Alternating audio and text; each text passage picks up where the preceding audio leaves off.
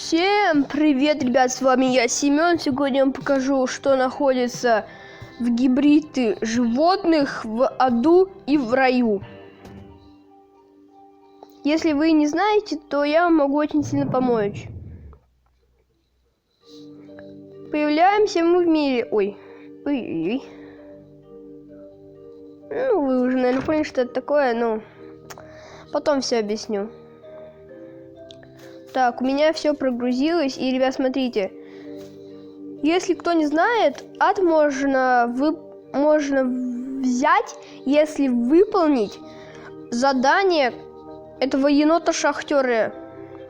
Смотрите, просто берем, заходим туда. И вот мы в аду. Да. Это я уже немножечко подобывал. Ребята, никогда не советую заходить в ад, а то просто смотрите, что произойдет с вами. Вы начнете гореть.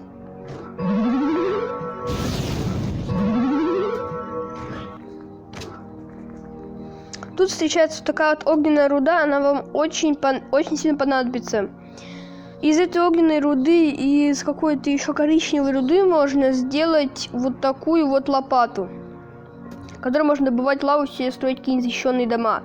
Вот эта вот фигня, вы сами понимаете, кто это. Это он очень похож сильно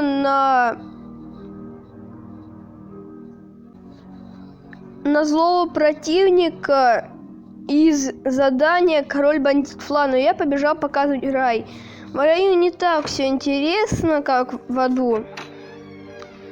Тут просто бегают вот такие вот ангелочки. И тут можно вот так вот упасть. Да. Его можно получить, если выполните задание... Где ты там она стоишь? Ага. Вот это вот краба.